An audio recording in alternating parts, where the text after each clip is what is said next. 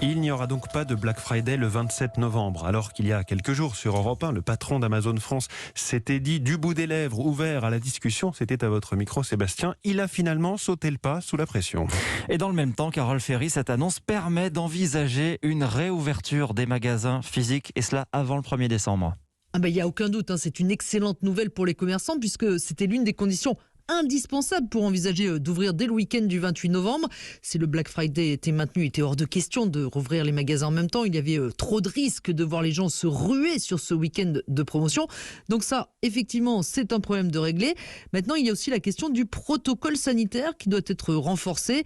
Des négociations sont d'ailleurs prévues ce matin. Le gouvernement veut passer de 4 mètres carrés par client à 8, voire 10 mètres carrés. Forcément, ça veut dire moins de clients dans une journée. Et c'est un gros point de tension.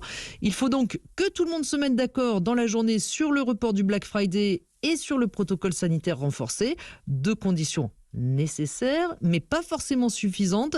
Ce qui sera déterminant, c'est la situation sanitaire. C'est donc Emmanuel Macron qui tranchera au final lors de son allocution la semaine prochaine. Mais on peut dire en effet que les planètes semblent parfaitement alignées. Carole Ferry du service économie d'Europe 1.